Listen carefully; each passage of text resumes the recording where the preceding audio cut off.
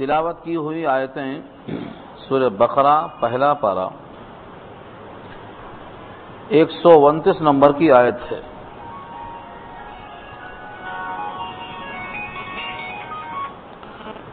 اس آیت کے ذریعے سے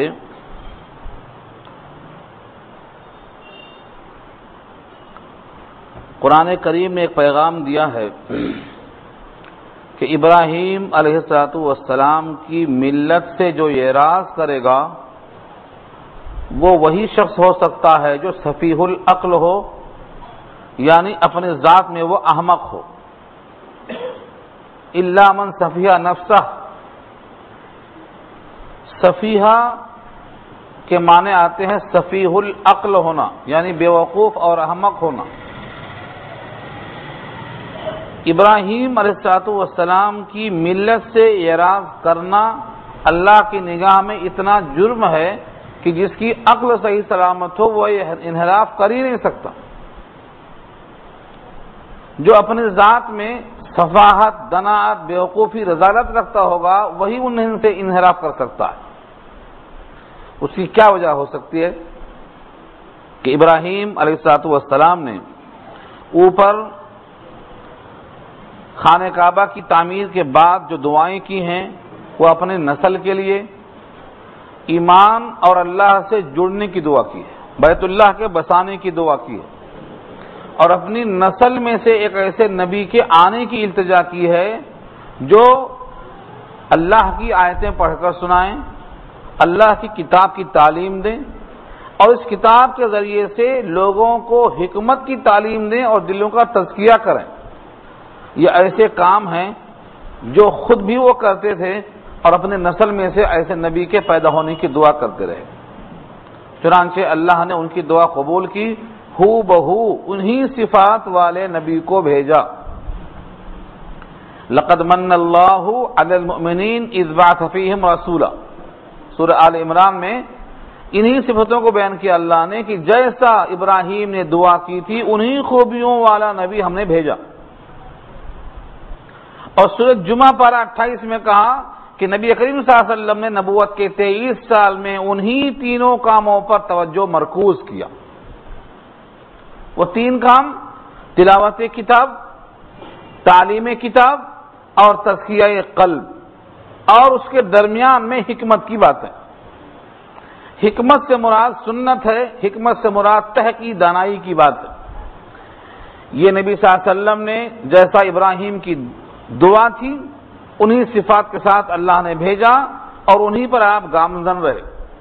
اس لیے اگر کوئی شخص ابراہیم سے اعراض کرتا ہے تو گویا وہ تلاوت نہیں چاہتا، وہ تعلیم نہیں چاہتا، وہ تزکیہ قلب نہیں چاہتا، وہ اپنے اور اپنے خاندان کی اور زمین پر بسنے والے انسانوں کی اصلاح نہیں چاہتا، بلا ایسا شخص سوائے اس کے کہ وہ سفیہ العقل ہے اور بیوقوف ہے، اور کون ہو سکتا ہے؟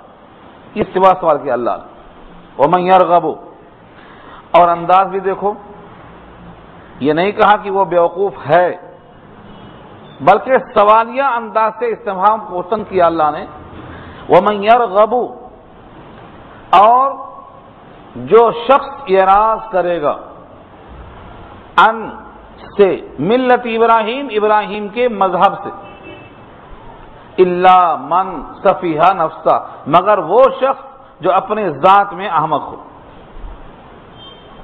اللہ سے پہلے جو من آیا ہے سوالیہ نشان، سوائے اس شخص کے جو سفیہ العقل ہو وہ ابراہیم سے اعراض نہیں کر سکتا، کیونکہ انہوں نے اپنے مالک کو پہچانا، اپنے مالک کی وفاداری کی اور اپنے مالک کی طرف سب کو متوجہ کیا۔ ایسا وفادار شخص اگر کسی کی نگاہ میں معتوب ہے اور قابل اعراض ہے تو پھر اس کا اعراض کرنا دلیل ہے کہ وہ شخص سفیہ العقل ہے اور دنات والا ہے۔ وَمَن يَرْغَبُ، اور کون کرے گا اعراض؟ رغیبہ ایک لفظ سمجھ لیجئے، آج بار بار کام میں آئے گا۔ رغیبہ، رے غین بے، رغیبہ کے معنی رغبت کرنا ہمارے اردو میں استعمال ہے، عربی میں بھی استعمال ہے۔ رغیبہ کے ساتھ رغبت ہی کا معنی کثرت سے لیا گیا ہے، لیکن جب رغیبہ کے بعد عین نون زبر ان آ جائے، اس کو ہم صلہ کہتے ہیں، تو معنی بالکل پلٹ جاتے۔ رغبہ کے معنی رغبت رکھنا، شوق رکھنا، دلچسپی رکھنا، خواہش رکھنا، اور رغبہ عن آ جائے تو منہ پھیر لینا، اعراض کر جانا۔ جیسا خطبہ نکاح میں آپ سنتے ہوں گے، النکاح من سنتی، نکاح میری سنت ہے، فمن رغب عن سنتی، اگر یہ ان نہ ہو تو اعراض کے معنی پیدا نہیں ہو سکتے۔ فمن رغب عن سنتی، جو میری سنت سے اعراض کرے، تو سنت سے اعراض کرنے کے معنی کیوں آئے؟ کیونکہ رغبہ کے بعد ان آیا، پورے قرآن کریم میں یہی قاعدہ ہے، یہاں بھی رغبہ کے بعد ان آیا تو معنی منہ پھیرنے کے، اعراض کرنے کے، ورنہ اگر رغبہ کے بعد ان نہ آئے بلکہ فی آ جائے، رغیب تو فی، مجھے اس میں دلچسپی ہے، مجھے اس میں شوق ہے، یہ عربی کی ندرت ہے، ایک ہی ورب دو معنی نہیں بلکہ کئی معنی ہوتا، بدلتا رہتا ہے، صلہ کو دیکھ کر بدلتے رہیں گے۔ تو رغیبہ کے بعد جو ان آیا، اس کی بنا پر کیا ہو گیا؟ جو شخص بھی اعراض کرے گا ابراہیم کے مذہب سے، وہ وہی شخص ہوگا جو اپنے ذات میں سفیہ العقل ہوگا۔ وَلَقَدِ اصْطَفَيْنَاهُ فِي الدُّنْيَا، اور البتہ تحقیق ہم نے ان کو چن لیا ہے دنیا میں۔ لوگ کہتے ہیں اللہ کے قریب جاؤ گے تو دنیا خراب ہو جائے گی، صرف آخرت کی بات رہ جائے گی، مگر یہاں اللہ نے واضح کر دیا کہ ابراہیم کو میں نے دنیا میں چن لیا، اور آخرت میں بھی وہ صالحین میں سے ہیں، نہ دنیا گئی نہ آخرت گئی۔ وَلَقَدِ اصْطَفَيْنَاهُ، اور البتہ تحقیق ہم نے ان کو چن لیا ہے، فی الدنیا، دنیا میں، وَإِنَّهُ فِي الْآخِرَةِ لَمِنَ الصَّالِحِينَ، اور بے شک وہ آخرت میں البتہ صالحین میں سے ہیں۔ تو آخرت میں صالحین ہیں اور دنیا میں کیا ہیں؟ مصطفیٰ ہیں۔ استفینا کے معنی ہم نے چن لیا، استفا سے مصطفیٰ بنائے، تو دنیا میں بھی اللہ نے ان کو چن لیا اور آخرت میں بھی وہ صالحین میں سے ہیں۔ اس کا مطلب یہ ہوا جو اللہ کا وفادار ہوتا ہے، اللہ اس کو دنیا میں بھی اور آخرت میں بھی، دونوں جہان میں سرخرو فرماتے ہیں۔ اگر ابتلا اور آزمائش آتی ہے، ابراہیم پر بھی آئی، سن چکے گزشتہ آپ، ابراہیم کو تو بچپن سے آئی، بتوں کو بیچنے والا کام لگا دیا باپ نے، بیچ کے آؤ، آزمائش نہیں تھی، کیا تھا یہ؟ وطن چھوڑ دیا، گھر چھوڑ دیا، آگ میں ڈالے گئے، بچے کو ذبح کرنے کا حکم دے دیا گیا، بچے کو ماں کے ساتھ چھوڑ دینے کا حکم دے دیا گیا، یہ سب کیا تھی؟ تو آزمائش تو ہوگی تاکہ معلوم ہو کھرا ہے نہیں ہے، کتنا زیادہ وفادار ہے، کتنا محبت ہے، کتنا قلب ہماری طرف مائل ہے، ساری کائنات کو چھوڑ کر ہم سے چاہنے والا ہے، حنیف ہے کہ نہیں ہے، اس یکسوئی ہے کہ نہیں ہے۔ ابتلا اور آزمائش ہوگی۔ نبی صلی اللہ علیہ وسلم کو بھی 13 سال تک مکے میں جو مشقتیں جھیلنی پڑیں، آپ نے خود کہا ہے اشد الناس بلاء الانبیاء الامثل فالامثل، دنیا میں سب سے زیادہ آزمائش اور بلائیں انبیاء کو ہوئیں، جو جتنا زیادہ اللہ کا مقرب ہے اتنا ہی سخت ہوئیں۔ اشد الناس بلاء الانبیاء، یہ حدیث کے الفاظ ہیں، الامثل فالامثل یعنی الاقرب فالاقرب۔ حبیب مصطفیٰ، سوچ سکتے ہیں آپ سید الانبیاء کو کتنی مشقت آئی، ہم تو سوچتے بھی نہیں، سیرت پڑھتے ہی نہیں، ساری مشقتوں کو چھوڑ کر خالی ایک مشقت یاد کر لو کہ آپ نے اللہ کے لیے 3 سال تک پتے کھائے، کھانا نہیں پتے۔ آج کا مسلمان سوچتا ہی نہیں، سیرت کی کتابوں میں سے یہ حصہ جیسے آنکھوں سے گزرتا ہی نہیں۔ یہ سیرت النبی کا وہ حصہ ہے جس میں کسی کو اختلاف نہیں مل سکتا۔ شعب ابی طالب کی گھاٹیوں میں 3 سال تک قید کر دیے گئے، آپ کے ساتھ جتنے لوگ تھے کھانا پینا بند کر دیا گیا، جس کو مقاطعہ بولتے ہیں، بائیکاٹ۔ جب تک اس معاہدے کو دیمک نے چاٹ نہیں لیا تب تک اس پر لوگ قائم رہے۔ یہ آزمائش نہیں نظر آتی؟ یہ آزمائش ہے، اور اتنی سخت آزمائش ہے کہ بخدا آج کے مخلصین کو اگر اس پر رکھ کر تولا جائے تو 3 سال نہیں، 3 مہینہ نہیں، 3 ہفتہ نہیں، 3 دن میں چی بول جائیں گے، اتنی سخت آزمائش۔ تو نزدیک آ رہا بے شبہت حیرانی، جو جتنا نزدیکی ہوتا ہے اس کو اتنا ہی سخت ڈالا جاتا ہے آزمائش کے اندر۔ تو ابراہیم کو بھی جانچا گیا، لیکن جانچنے کے بعد جب وفادار نکلے تو دنیا میں بھی منتخب ہوئے اور آخرت میں بھی صالحین میں سے شمار کیا گیا. اور اللہ نے ان کو اتنا بڑا اعزاز بخشا کہ متقیوں کا امام بنایا، پیشوا کا امام بنایا. وجعلنا للمتقین اماما، متقیوں کا پیشوا بنا دیا. اور قیامت تک جتنی انسان پیدا ہوں گے ان تمام کے لیے ان کی پوری زندگی آئیڈیل اور نمونہ بنا دیا. یہ کس کو بخشا اعزاز؟ اسی وجہ سے کہ انہوں نے ہر مقام پر آزمائش میں اپنے آپ کو ثابت کر دکھایا. اسی واسطے ابراہیم سے کوئی اعراض نہیں کرے گا، ان کے مذہب سے کوئی منہ نہیں پھیرے گا، ورنہ اس کا منہ پھیرنا ہی دلیل ہے اس کے سفیہ العقل ہونے کی. سفیہ اسفہ کے معنی ہلکی عقل والا. اذ قال له ربه اسلم قال اسلمت لرب العالمین، جب ان سے کہا ان کے پروردگار نے اسلم، اسلم یہ امر ہے، آرڈر ہے، اطاعت اختیار کر. اسلم کے معنی گردن رکھ دے، اطاعت کے واسطے اپنے آپ کو جھکا دے، یعنی اپنی تمام خواہشیں ہمارے حکم کے تابع کر دے. یہ ہے اسلم کا ترجمہ. اسلم، اسلام میں آ جا. کیا مطلب اسلام میں آ جا؟ کوئی دروازہ ہے جس میں داخل ہونا ہے؟ اسلم کے معنی اطاعت کے لیے اپنے آپ کو بچھا دے، گردن نہادن، گردن کو رکھ دینا، یہ اسلام ہے. اسلام کے معنی اپنی خواہش کو اللہ کے حکم کے تابع کر دینا، یہ اسلام ہے. آج اگر اس ترازو پر دیکھا جائے تو لوگ کہیں گے نہیں ہم تو اسلام پر ہیں لیکن ہماری خواہشیں قربان ہونے کے لائق نہیں ہیں. قربان ہونے کا مطلب یہ ہے کہ ہمارے سارے تمناؤں آرزوؤں کو ہم دیکھیں کہ اللہ کے حکم کے تابع ہیں کہ نہیں. اس وقت تک ایمان کامل نہیں ہو سکتا. بخاری کتاب العلم میں کتاب الایمان کے ساتھ نبی صلی اللہ علیہ وسلم کا اعلان ہے تم میں سے کوئی شخص اس وقت تک کامل الایمان نہیں ہو سکتا جب تک میری لائی ہوئی شریعت کے تابع اس کی ہر خواہش نہ ہو جائے. لا یؤمن احدکم حتی یکون ہواہ تبعا لما جئت بہ، یہ الفاظ ہیں نبی صلی اللہ علیہ وسلم کی. ہماری خواہشیں لائے ہوئے شریعت کے تابع نہ ہو جائیں تب تک ہمارا ایمان کامل نہیں. ایمان نہیں ہے نہیں بول رہا ہوں، ایمان ہے لیکن ناقص ہے. کامل ایمان کب ہوگا؟ ہماری خواہشیں تابع ہو جائیں. تو یہ اسلم، جب ان سے اللہ نے کہا اسلم، اطاعت کر، یعنی اپنے آپ کو میرے حوالے کر، قال بول پڑے اسلمت لرب العالمین، میں نے اپنی اطاعت قبول کر لی رب العالمین کے لیے، یعنی جیسا حکم ہو میں تیار. جیسے یہ حکم نبی صلی اللہ علیہ وسلم کے واسطے بین ہی ایسا ہی آیا ہے. سورہ بنی اسرائیل پارہ 15 میں اللہ کے واسطے حکم آیا، اور سورہ ہود پارہ 13 میں آیا فاستقم کما امرت، جیسا حکم دیا گیا ہے ویسا سیدھے ہو جاؤ، یعنی حکم کے مطابق تیار ہو جاؤ.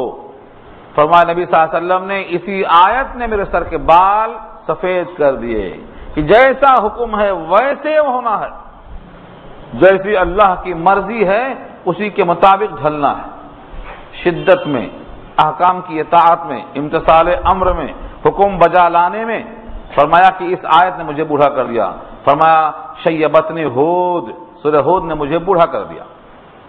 ایسا بھی حکم. ابراہیم اللہ کے حکم سے اطاعت گزار. اس کے بعد جب ان کا دنیا سے جانے کا وقت قریب ہوا تو انہوں نے اپنے تمام بیٹوں کو، قریبی لوگوں کو جمع کیا، اور جمع کرنے کے بعد وصیت کی. وصیت کہتے ہیں تاکیدی حکم کو. مرنے والا قریب المرگ جو ہوتا وہ حکم جو دیتا ہے وہ تقریباً یقینی ہوتا ہے، حتمی ہوتا ہے، اخلاص سے ہوتا ہے، اسی واسطے اس کو وصیت کہا جاتا ہے. ورنہ وصیت کے معنی ہر حکم جو پختہ ہو، پختہ اور مضبوط حکم ہو. وَوَصَّى بِهَا إِبْرَاهِيمُ بَنِيهِ، اور وصیت کیا انہی باتوں کا ابراہیم نے اپنے بیٹوں کو. وَيَعْقُوبُ، اور یعقوب نے بھی اپنے بیٹوں کو انہی باتوں کا حکم دیا. دیکھا آپ نے سلسلہ، جو اللہ نے ابراہیم سے کہلوایا وہی ابراہیم نے اپنے بیٹوں سے کہلوایا، وہی یعقوب نے اپنے بیٹوں سے کہلوایا. اور وہ کیا کہلوایا؟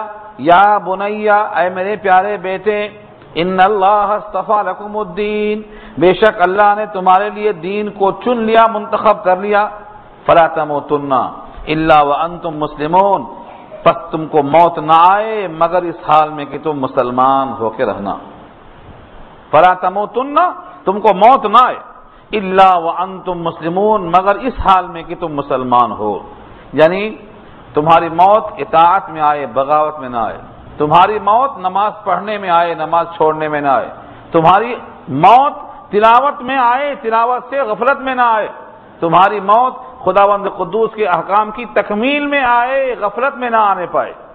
موت بتا کر نہیں آتی، یہ ایک ہی چیز ہے جو بتا کر نہیں آتی، کس کی موت کب آئے گی اس کو خبر نہیں، اللہ نے کہا ہے کسی کو خبر نہیں، وما تدری نفس بأي ارض تموت، کون سی زمین پہ مرے گا، کہاں مرے گا، یہ کسی بندے کو خبر نہیں، چاہے وہ کتنا ہی طاقتور ہو، اسے خبر نہیں۔ لیکن یہ تاکید کیا ہے ابراہیم نے اپنے بیٹوں کو، یعقوب نے اپنے بیٹوں کو، کہ موت اگر آئے تو اطاعت کی شکل میں آنا چاہیے، یعنی تم جب بھی مرو تو اطاعت میں ہو کے مرو۔ اب یہ کیسے ہو سکتا ہے؟ جب موت بتائے بغیر آتی ہے، اچانک آتی ہے، تو اس کا ایک ہی راستہ ہے کہ تم اپنے آپ کو ہمیشہ اسلام کے چوکھٹے میں رکھو، تاکہ جب بھی موت آئے آنے دو، ہم تو تیار ہیں، یہ شکل ہے۔ یعنی حالت اسلام میں موت آنے کی شکل یہ ہے کہ ہم ہمیشہ اسلام میں رہیں، کبھی اسلام سے باہر نہ جائیں۔ موت چاہے رات میں آئے چاہے دن میں آئے، سوتے ہوئے آئے جگتے ہوئے آئے، جو شخص اسلام کی حالت پہ سو جاتا ہے اگر وہ مرتا ہے تو ملت اسلام پہ مرتا ہے۔ اگر کوئی شخص بیت الخلاء میں بھی سنت کے مطابق دعا پڑھ کر داخل ہوتا ہے، وہاں مرتا ہے تو اسلام ہی پر مرتا ہے۔ اگر کوئی شخص جنابت کی حالت میں مرتا ہے تب بھی اگر وہ دعا پڑھ کر جنبی ہوا ہے تو اس کی موت بھی حالت اسلام ہی پر شمار ہوگی۔ سنت پر جینا یہ مراد ہے۔ نبی صلی اللہ علیہ وسلم نے جنوبی کو نجس نہیں کہا جنابت انسان کے جسم میں صلاحیت نہیں ہو جاتی کہ اس کی زبان بھی ناپاک ہوگی، ہاتھ بھی ناپاک ہو گیا، مصافحہ کرنا منع، ہاتھ ملانا منع، نہیں۔ جنابت ایک حکمی حکم ہے، جنابت ایک حکمی حکم ہے، حکمی ناپاکی ہے۔ لہذا ابو ہریرہ اچانک غائب ہو گئے، حضور نے پوچھا کہاں چلے گئے تھے؟ کہا مجھے جنابت لاحق تھی، میں سمجھا کہ آپ سے ہاتھ ملاؤں، سلام کروں، مجھے پسند نہیں ہے۔ کہا ابو ہریرہ مومن نجس ہوتا ہی نہیں، المومن لا ينجس۔ جب ابو ہریرہ کو حضور نے ایسا صاف صاف کہا، مطلب کیا ہوا؟ انسان اگر اسلام پر ہے تو جب بھی موت آئے کسی بھی حال میں آئے تیار ہے۔ چنانچہ یہ مومن کے لیے علامات ایمان میں سے ہے، کیا ہے؟ تیار۔ تین چیزیں شاید پہلے بھی آ چکی ہیں۔ یہ اگر ایمان دل میں بیٹھ جاتا ہے تو دنیا سے دوری پیدا ہوتی ہے، آخرت کی طرف میلان پیدا ہوتا ہے۔ التجافی عن دار الغرور، الانابت الى دار الخلود، والاستعداد للموت قبل نزول، موت کے آنے سے پہلے موت کی تیاری رہتی ہے۔ یہ علامات ایمان ہے۔ ایمان ہے نہیں ہے، اس کی پہچان کیا ہے؟ یہ تین چیزیں پہچان ہے۔ جیسے درخت لگ گیا زمین میں تو پتے آئیں گے، پھل آئیں گے، پھول آئیں گے، یہ اس کی پہچان ہے، درخت زمین میں لگ گیا۔ بس ایمان اندر آیا، اس کی یہ پہچان ہے کہ اب اس کے لیے دنیا سے دوری ہوگی، آخرت سے قربت ہوگی اور موت کی تیاری بہرحال ذہن میں ہوگی۔ تو یہاں حکم دیا ہے ابراہیم نے اپنے بیٹوں کو اور یعقوب نے اپنے بیٹوں کو کہ تم کو اللہ نے چن لیا ہے، تمہارے واسطے دین کو پسند کر لیا ہے، اب تم کو موت آئے تو اسی دین پر آنا چاہیے، اس کے باہر نہیں آنا چاہیے۔ ام کنتم شہداء اذ حضر یعقوب الموت اذ قال لبنیہ ما تعبدون من بعدی، اس آیت میں اللہ نے حضرت یعقوب نے اپنے بیٹوں سے کیا کہا، کیسے کہا، کن حالات میں کہا، کن لفظوں میں کہا، اب اس اجمال کی تفصیل بیان ہو رہی ہے۔ ام کنتم، کیا تم حاضر تھے جب حضرت یعقوب کے پاس موت حاضر ہوئی، یعنی ان کا وقت قریب المرگ ہوا اور دنیا سے جانے کا وقت قریب ہوا تو تم موجود تھے؟ تم موجود نہیں تھے، لیکن تم سنو، ام کنتم شہداء، اصل میں اشارہ یہ ہے حضرت یعقوب کے ماننے والے اسرائیل وہ جو باتیں منسوب کرتے ہیں یعقوب کی طرف، ان کی تردید کرتے ہوئے یہاں واضح کرنا ہے کہ ابراہیم ہو یا یعقوب ہو، انہوں نے اپنے بیٹوں کو کیا وصیت کی تھی، کس حال میں کی تھی، تم موجود نہیں تھے، صحیح حال تمہارا یہ سنو۔ ام کنتم شہداء، شہید کی جمع شہداء، حاضر ہونا۔ شہید کو شہید کیوں کہتے ہیں؟ وہ جان لے کے حاضر ہوتا ہے اللہ کے پاس تو شہید ہوتا ہے وہ۔ شہیدہ کے معنی حاضر ہونا، شہادت بھی جان کی حاضری ہے، اور کسی مقام پر موجود ہونا یہ بھی شہادت ہے گواہی کے معنی میں۔ ام کنتم شہداء، کیا تم اس وقت موجود تھے؟ اذ حضر یعقوب الموت، جب حاضر ہوئی موت یعقوب کے پاس، یعنی ان کا آخری وقت آیا۔ اذ قال لبنیہ، کہا اپنے اپنے بیٹوں سے، ما تعبدون من بعدی، میرے بعد تم کس کی پرستش کرو گے، میرے بعد تم کس کی بندگی کرو گے، میرے بعد تم کس کو معبود سمجھو گے، کہاں پیشانیاں ٹیکو گے۔ ابراہیم کی طرح یعقوب نے بھی اپنے تمام بیٹوں سے سوال کیا۔ یہ سوال نہیں کیا کہ میرے بعد دنیا میں تمہارا ذریعہ معاش کیا ہوگا، تم کیا کھاؤ گے، شادی کس سے کرو گے، کہاں رہو گے، کس شہر میں رہو گے، کس ملک میں جاؤ گے، یہیں رہو گے، ہجرت کرو گے، کچھ نہیں۔ جو چیز منحصر ہے کامیابی کے لیے وہ یہ ہے کہ تم بندگی کس کی کرو گے، عبادت کس کی کرو گے، تم کس کو اپنا معبود اور اپنا مسجود اور اپنا خالق اور مالک مان کر تیار رہو گے۔ ما تعبدون من بعدی، میرے بعد، من بعدی میرے بعد، ما تعبدون کس کی بندگی کرو گے۔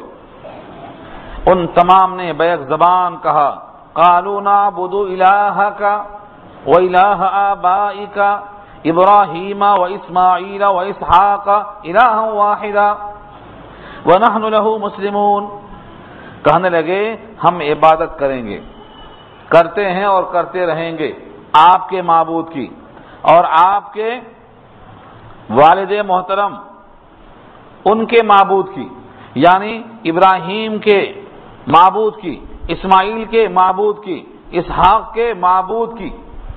اتنے معبود کو سن کر ذہن میں آ سکتا ہے کہ شاید ان کا الگ الگ معبود ہوگا، اسحاق کا الگ، اسماعیل کا الگ، تو اس واسطے اس ذہن میں کئی الہ ہونے کا امکان پیدا ہوتا، اس واسطے آگے کہا دیا الہ واحدہ، ان سب کا ایک ہی معبود ہے۔ الہ واحدہ کہنے کی وجہ یہ ہے یعنی ایک ہی معبود جو اسحاق کا بھی تھا، وہی اسماعیل کا تھا، وہی ابراہیم کا تھا، آپ کے آبا و اجداد نے سب ایک ہی معبود کو مانتے چلے آئے اور ہم بھی انہی کی بندگی کرتے رہیں گے۔ لوگوں کے ذہن میں آتا ہے کہ اتنے سارے لوگوں کے معبود ہیں تو کئی معبود ہوں گے، ایک ہی معبود سب کے ساتھ ہے۔ کسی کے دماغ میں ایسا آ سکتا تھا، اللہ تعالیٰ نے اس کی جڑ کاٹ دی الہ واحدہ کہہ کر۔ کسی کے دماغ میں نہ آنے پائے کہ تمہارے معبود، تمہارے آبا و اجداد کے معبود، ابراہیم کے، اسماعیل کے، اسحاق کے، اتنے لوگوں کے معبود تو یہ الگ الگ شاید ہوں گے، کسی کا لات، کسی کا عزا۔ فرمایا نہیں، الہ واحدہ، ایک ہی معبود، سب کے معبود ایک ہی۔ ایک صاحب کو خفیف العقل تھے، سفیہ العقل تھے، دماغ کمزور تھا۔ میں نے کہا اللہ ہر ایک کے ساتھ ہے، تو انہوں نے کہا اتنے اللہ کہاں سے آئیں گے، میرے ساتھ ایک اللہ، تمہارے ساتھ ایک اللہ، ان کے ساتھ ایک اللہ، کئی اللہ سمجھ میں آیا ان کو۔ تو اس کا مطلب کیا ہوا؟ یعنی ایک اللہ تنہا سب کے ساتھ نہیں ہو سکتا، یہ دماغ میں آیا ان کے۔ حالانکہ اللہ کی ذات جس کی طرف اللہ کو منسوب کر سکتے ہیں، اس ذات کی خوبی یہی ہے کہ وہ ہر ایک کے ساتھ ہے، لیکن کئی نہیں ہے، ایک ہے۔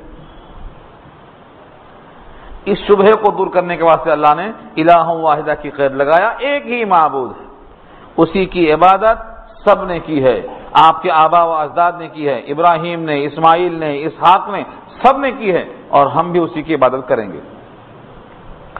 یہاں سے ایک بات اور چھڑیے، اگر ماں باپ کے دین میں صداقت ہو تو اپنے ماں باپ کی، اپنے آبا و اجداد کی نقل کرنا، اتباع کرنا باعث فخر ہے، اور اگر ماں باپ کے ادیان میں شرک کا غلبہ ہو تو ان کی نقل کرنا باعث شرم ہے. یہ قرآن نے واضح کیا ہے 2 مقامات پر. دیکھو جب ان سے پوچھا گیا کہ بتوں کی پرستش کیوں کرتے ہو تو کہتے رہے وجدنا آباءنا کذالک یفعلون، ہم نے اپنے آبا و اجداد کو پایا ہے وہ ایسا کرتے رہے. تو قرآن نے کیا کہا؟ اولو کان آباؤہم لا یعقلون شیئا ولا یہتدون، اگرچہ ان کے ماں باپ کو تعقل نہ رہا ہو، یعنی عقل میں بات نہ آئی ہو صحیح کیا ہے اور غلط کیا ہے، اگرچہ وہ ہدایت پر نہ رہے ہوں تب بھی ان کی بات مانتے رہیں گے. یعنی ماں باپ کی بات اس وقت مانی جائے گی جب ان کی بات شریعت کے مطابق ہو. اچھی طرح سن لو، ابراہیم علیہ السلام نے اپنے باپ سے ہجرت کیوں کی؟ کیونکہ ابراہیم کے والد کا مسلک شرک پر مبنی تھا، اللہ کی توحید پر قائم نہیں تھے. تو ابراہیم نے کیا کیا؟ سلام علیک کہا کہ الگ ہو گئے.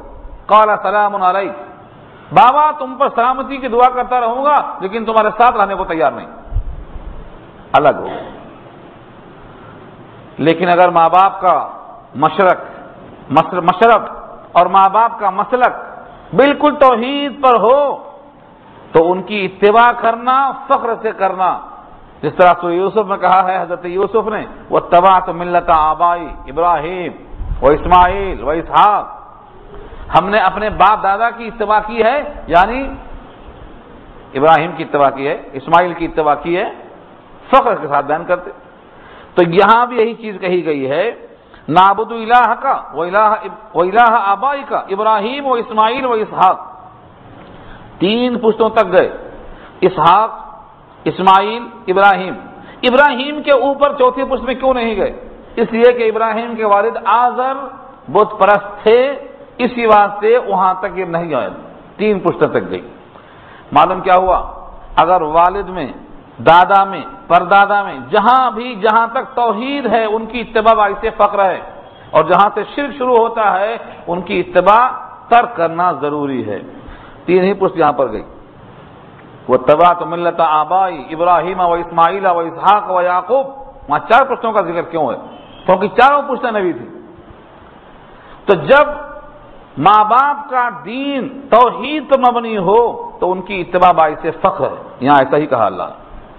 قالوا نعبد الہک و الہ آبائک ابراہیم و اسماعیل و اسحاق الہا واحدا، ہم عبادت کرتے ہیں اور کرتے رہیں گے آپ کے معبود کی، آپ کے آبا و اجداد کے معبود کی، یعنی ابراہیم کی، اسماعیل کی، اسحاق کی، ان سب کا الہ واحدا، ایک ہی معبود ہے.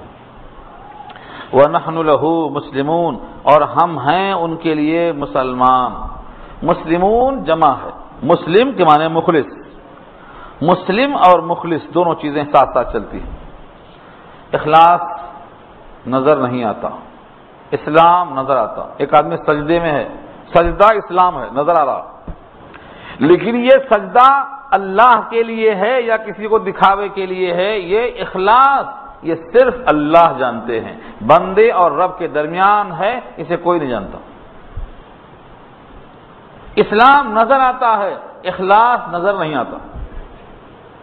اسلام کا تعلق اعضائے ظاہرہ سے ہے اور ایمان کا تعلق قلب کے تصدیق سے ہے.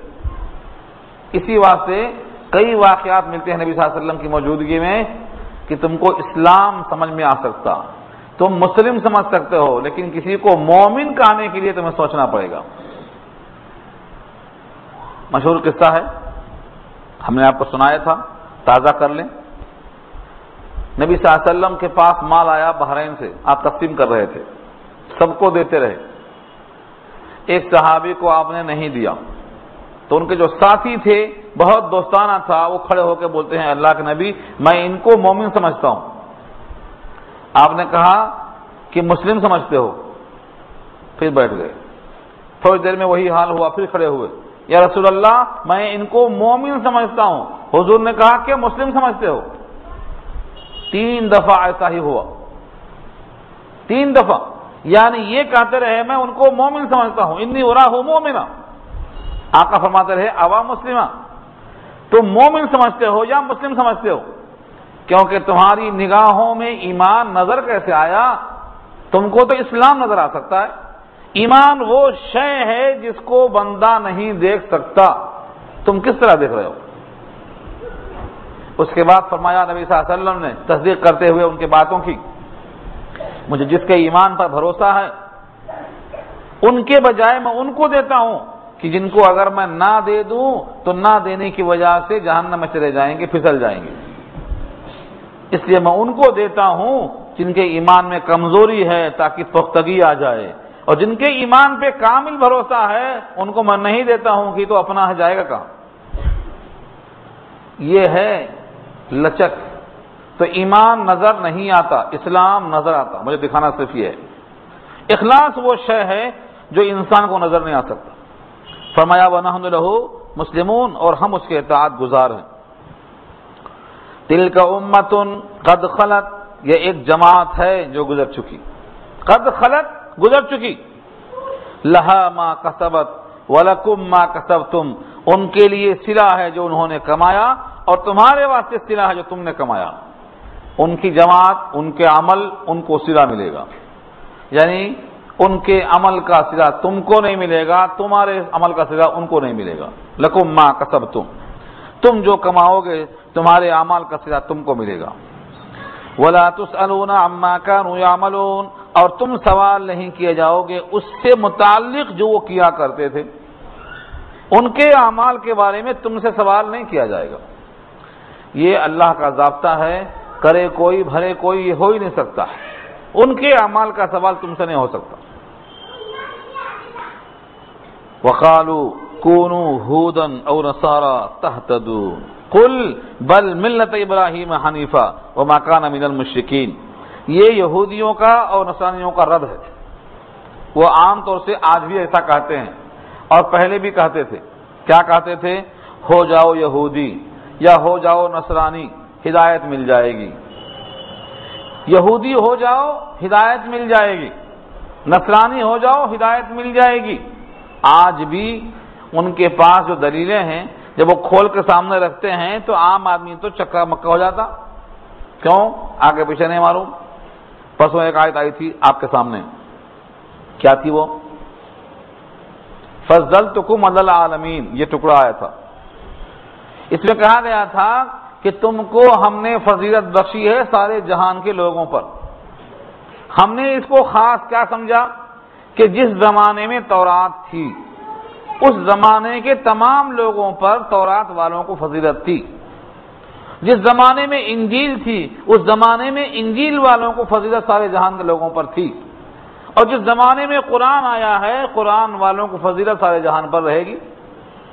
یہ ہم تشریح بیان کرتے ہیں یعنی علماء، لیکن وہ کہتے ہیں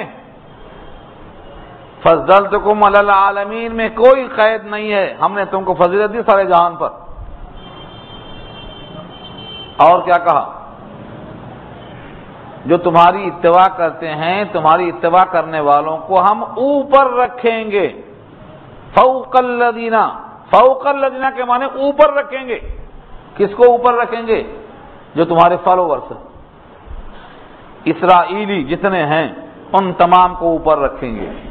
آج کی جنگوں میں جو ان کی بالادستی ہوتی ہتھیاروں کی وجہ سے، لوگ ان آیتوں سے یہ مطلب اخذ کرتے ہیں کہ سارے جہان کے لوگوں پر فضیلت رہے گی، آج بھی ہے آئندہ بھی رہے گی۔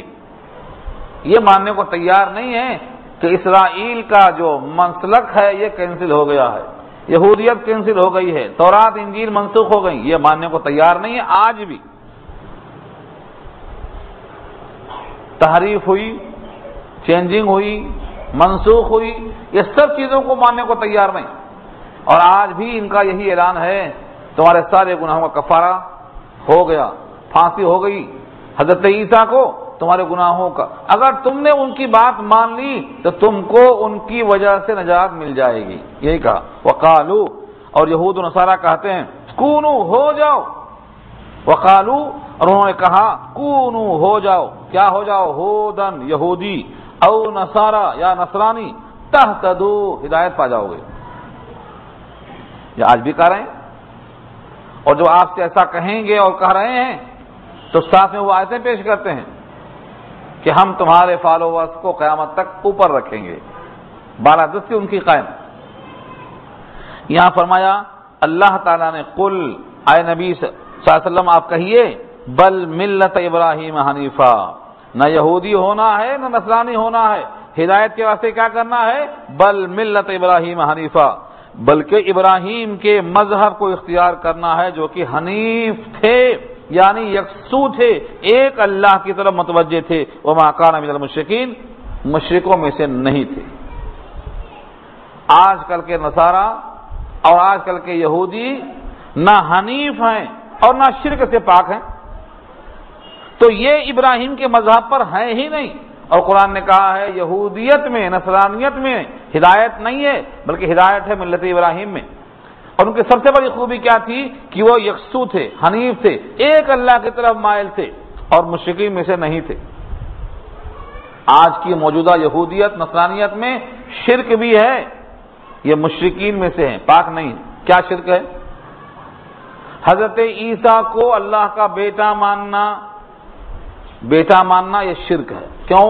اللہ کی طرف بیٹے کو منسوب کرنا، یہ گالی دینا ہے۔ ایک مقام پہ اللہ نے فرمایا ابن آدم مجھے گالی دیتا ہے، مجھے جھٹلاتا ہے۔ صحابہ نے پوچھا اللہ کے نبی کیسے؟ فرمایا اللہ کو جھٹلانا یہ ہے کہ اللہ فرماتے ہیں قیامت آئے گی، میں تم کو دوبارہ زندہ کروں گا، اور یہ کہتے ہیں اب قیامت نہیں آئے گی، جھٹلانا ہے یہ۔ اور گالی دینا یہ ہے کہ یہ کہتے ہیں اللہ کو بیویاں ہیں، اللہ کو بیٹیاں ہیں، اور اللہ کے اولاد ہے، فلانے بیٹا ہے، فلانے بیٹیاں ہیں، فلانے بیویاں ہیں۔ یہ در حقیقت اللہ کو گالی دینا ہے، اللہ کو گالی دینا ہے۔ قرآن نے صاف کہا ہے اللہ کو بیوی نہیں، اللہ کو بیٹے نہیں، اللہ کو بیٹیاں نہیں۔ فرشتوں کو بیٹیاں کہتے ہیں، عیسیٰ کو بیٹا کہتے ہیں، جناتوں کی جو سردارانیاں ہیں ان کو بیویاں کہتے ہیں۔ اللہ نے کہا وَلَمْ تَكُنْ لَهُ صَاحِبَةٌ، اس کو بیوی ہی نہیں۔ آیت آ رہی ہے انشاءاللہ آگے۔ تو اس واسطے نہ یہودیت میں وحدت ہے، وہاں بھی شرک داخل ہوا۔ یہودی عزیر کو خدا کا بیٹا مانتے اور عیسائی عیسیٰ کو خدا کا بیٹا مانتے۔ عیسائی جس عیسیٰ کی بہت زیادہ عقیدت کے ساتھ الوہیت کے قائل ہو جاتے ہیں، یہودی ان کو زانیہ کا بیٹا کہتے۔ یہ ان کے کتابوں میں لکھا ہوا ہے، تحقیق کرنا آپ کا کام ہے۔ بائبل سے قرآن تک پڑھو، مولانا تقی عثمانی کی اظہار الحق کا ترجمہ ہے۔ تو ان کا عقیدہ شرک کی طرف جا رہا ہے، اور یہاں کہا گیا ہے ابراہیم کا مسلک قبول کرو، وہ مشرکین میں سے نہیں تھے بلکہ وہ حنیف تھے، ایک اللہ کی طرف مائل تھے۔ بیٹا ہونا عیب کیوں ہے؟ اللہ کو ان کی اولاد عیسیٰ کو تسلیم کرنا کیوں عیب ہے؟ کیونکہ بیٹا باپ کا جز ہوتا، جز باپ کا جز ہوتا۔ تو اگر اللہ کا وہ بیٹا تسلیم کر لیا جائے تو گویا وہ جز مانا جائے گا، جز۔ اور جز میں ماننے کا مطلب کیا ہوا؟ دو خدا تسلیم کرنا پڑے گا، کیونکہ جو صفات اور جو قدرت اس اللہ میں ہے اس کے ہر جز میں ہوتی ہیں، تو اس کے بیٹے میں وہ صفات ماننا پڑے گا۔ تو وہ بھی الہ، یہ بھی الہ، اور دو الہ باطل۔ قرآن کہتا ہے لو کان فیہما آلہۃ الا اللہ لفسدتا، اگر دو خدا ہوتے تو کائنات ختم ہو جاتی، تو دو خدا باطل۔ لہذا نہ عیسیٰ بیٹے ہیں اور نہ حضرت عزیر بیٹے ہیں۔ اگر بغیر باپ کا پیدا ہونے کی بنا پر عیسیٰ بیٹے کہے جا سکتے ہیں تو آدم کو بیٹا کیوں نہیں مان لیتے؟ آدم تو بغیر ماں کے، بغیر باپ کے پیدا ہوئے، اور قرآن نے کہا ہے ان مثل عیسیٰ عند اللہ کمثل آدم خلقہ من تراب۔ عیسیٰ کی مثال آدم کی طرح ہے۔ عیسیٰ کو تو کم سے کم ماں تو تھی، آدم کو تو ماں بھی نہیں تھی، پھر ان کو خدا کا بیٹا کیوں نہیں مان لیتے آپ؟ تو الوہیت کا جزئیت کی بنا پر، اور دوسری بات کیا ہے؟ اللہ کی ذات جس کے اجزاء نہیں ہو سکتے، ٹکڑے نہیں ہو سکتے، ان کا بیٹا ماننے سے ٹکڑے لازم آئیں گے، اور اللہ وہ ذات ہے جس کے اجزاء نہیں ہو سکتے۔ اسی واسطے وہ اللہ ہے جس کے اجزاء نہیں، وہ بسیط ہے، وہ جسم نہیں رکھتا، وہ کسی سمت محدود نہیں ہو سکتا۔ لہذا اگر الہ کے صفات کو جانتے ہیں تو اللہ کی طرف منسوب کرنا بیٹا، بیٹی، بیوی، یہ سب شرک ہے۔ قولوا آمنا باللہ. ابھی رکوع میں کافی حصہ باقی ہے اور آپ کا گھنٹہ پورا ختم ہو رہا ہے. ہاں ہاں اچھا اذان 15 کو ہے. اچھا قولوا آمنا باللہ. قولوا آمنا باللہ، کہو ایمان لائے ہم اللہ پر. دیکھو یہ اللہ کہلوا رہے ہیں. انہوں نے کہا تھا ہو جاؤ یہودی، اللہ کہتے ہیں ہو جاؤ یوں کہنے والے آمنا باللہ، ہم ایمان لائے اللہ پر، اللہ پر ایمان لائے. دو شکل میں، ایک ہے ایمان مجمل، آمنت باللہ کما ہوا باسمائہ و صفاتہ وقبلت جمیع احکامہ، ہم اللہ پر ایمان لائے جیسا کہ وہ ہے اپنے ناموں کے ساتھ صفتوں کے ساتھ، اس کے سارے احکام قبول کر لیا. یہ ایمان مجمل ہے. اور مفصل کیا ہے؟ آمنت باللہ وملائکتہ وکتبہ ورسلہ والیوم الآخر والقدر خیرہ وشرہ من اللہ تعالی والبعث بعد الموت. یہ ایمان تفصیلی ہے، یہاں اسی کا ذکر کیا. کہو ایمان لائے ہم اللہ پر اور ان تمام چیزوں پر جو نازل کی گئی ہماری طرف، اور جو نازل کیا گیا ابراہیم کی طرف، اسماعیل کی طرف، اسحاق کی طرف، یعقوب کی طرف، اور الاسباط پورے خاندان کی طرف، یعنی اولاد یعقوب کی طرف. اولاد یعقوب سے مراد یعقوب کے بیٹے یوسف ہیں، ان کے خاندان میں موسیٰ ہیں، ان تمام پہ ایمان لانے کا اعتراف. وما اوتی موسیٰ وعیسیٰ آگے آ گیا اسی وقت. اور جو کچھ دیا گیا حضرت موسیٰ کو اور عیسیٰ کو، وما اوتی النبیون، اور جو کچھ دیا گیا نبیوں کو، من ربہم، ان کے رب کی طرف سے. جتنے نام لیے گئے ہیں سب کو اللہ کے پیغام آئے. کسی کو کتاب آئی، کتابچہ آیا، چھوٹی کتاب آئی، کسی کو نئی شریعت آئی، کسی کو سابقہ شریعت کے ماتحت رکھا گیا. رسول اور نبی کا فرق اسی سے معلوم ہوتا ہے. رسول کہتے ہیں جس کو نئی کتاب نئی شریعت دی جائے، اور نبی کہتے ہیں جنہیں سابقہ شریعت کے ماتحت رکھا جائے، نئی کتاب نہ دی جائے. ان میں سے بعض کو چھوٹی کتابیں دی گئی جس کو ہم صحیفہ کہتے ہیں. صحف ابراہیم و موسیٰ آیا، سورہ اعلیٰ کے اندر آیا صحف ابراہیم و موسیٰ، صحیفے دیے گئے. تو جتنی کتابیں آئیں، چاہے صحیفے ہوں اور چاہے کتابچے ہوں، ہم ان تمام کو تسلیم کرتے.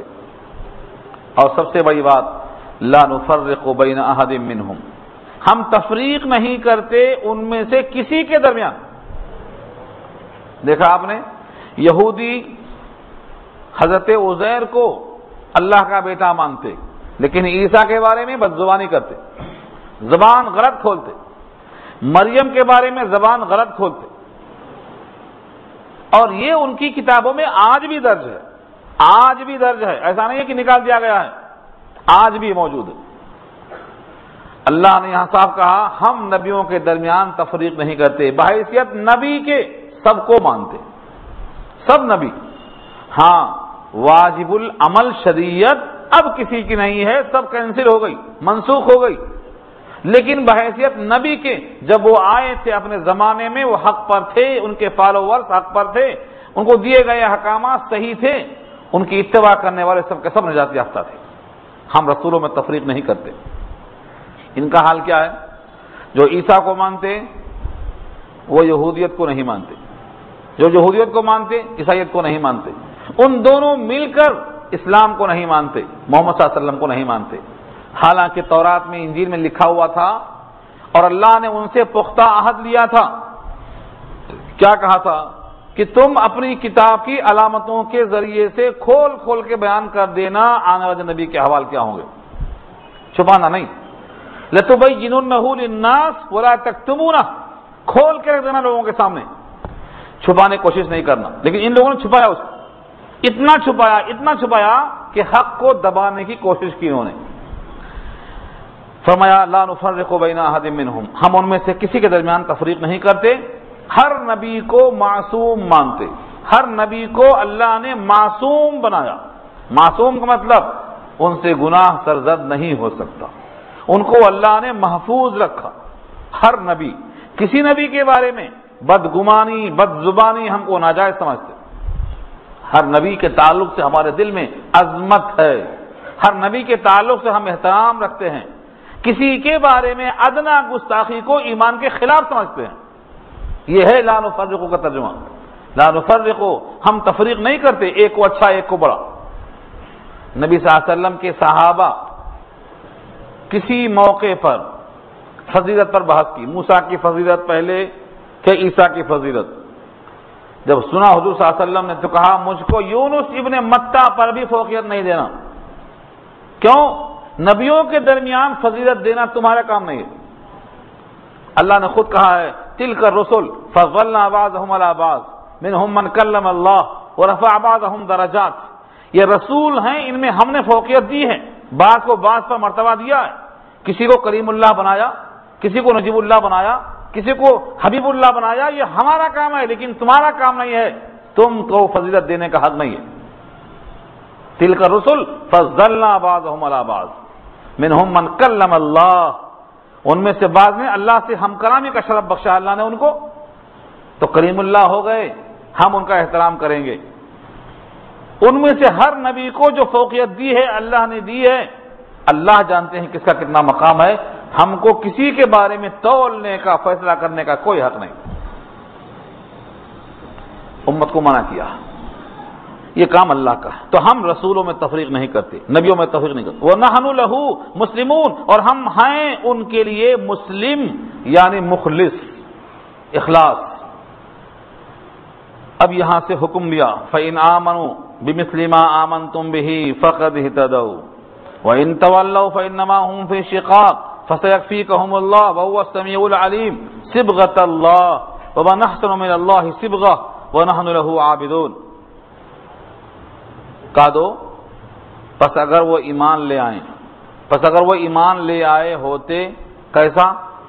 بِمِثْلِ مَا آمَنْتُمْ بِهِ، جیسا تم اس کتاب پر ایمان لے آئے ہو، اس سے مراد صحابہ ہیں، آمنتم بھی سے مراد صحابہ کے ایمان لانے کی طرح، اہل ایمان کی طرح اگر وہ بھی ایمان لے آئیں فقد اہتدوا، تو کامیاب ہو جائیں گے، چاہے یہودی ہوں، نصرانی ہوں، کسی بھی عالم کے کسی بھی مسلک کے ماننے والے ہوں، اگر صحابہ کی طرح ایمان لے آتے ہیں تو ہدایت یافتہ۔